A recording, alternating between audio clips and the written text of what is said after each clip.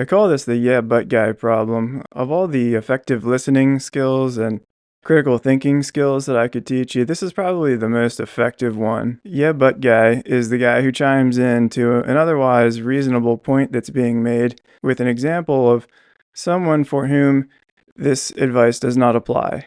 So you might be making a pretty decent point about something, and yeah but guy chimes in and says, yeah, but there's a guy in Alaska with 4 chickens, and that's not really true with him. You could say, yeah, what goes around comes around, and yeah, but guy would chime in and say, yeah, but I know a guy in Alaska with 4 chickens, and that hasn't been true with him. In a land of political correctness, do we have to add a disclaimer before every time we open our mouths saying something like, generally speaking, or for some people, it's true that just because we know, yeah, but guy's gonna chime in and say, whoa, whoa, whoa, what you said isn't true for everyone, everywhere, at all times, and in every situation. Yeah, we know, yeah, but guy, thanks for absolutely nothing. This is obvious to everyone except you. When you yeah, but guy someone, we miss great learning opportunities. When you listen, start by imagining a world that exists in which what someone is saying could be true.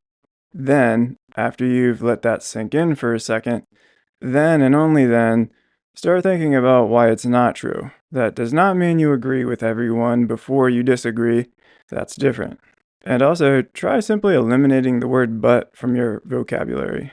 Again, when you listen to something that seems wrong, start by thinking of how it could be true. In other words, you want to steel man an argument before you straw man an argument. I don't like the term steel man or strong man, so whatever you want to call it, just know that it's incredibly important to do it in this order, because for some reason or another, no one needs to be reminded to poke holes in an argument. It seems like when someone's talking, the first thing our brain is doing is trying to figure out why it's wrong. So no one needs to be reminded to straw man an argument, except for the guy in Alaska with 4 chickens. The reason that most of us instinctively straw man an argument, poke holes in an argument first, which is the wrong way to do it, well, I can think of 2 reasons off the top of my head. And the first one is that it's easier to do it that way. Creating new neural pathways in our heads, it's uncomfortable. But following the same path that we've always been on is much more comfortable. And the second reason is it's safer in some contexts.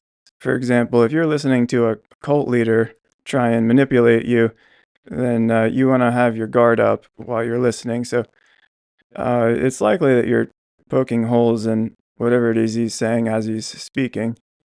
It's easier and it's safer, and I think that's why we tend to try and straw man arguments initially.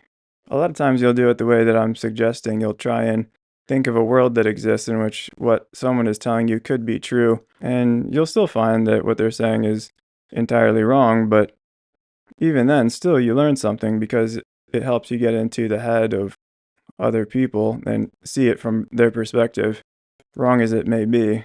But even when they're wrong, you still have the opportunity to learn something, because many times that I've done it this way, I've started by steel manning someone I disagree with.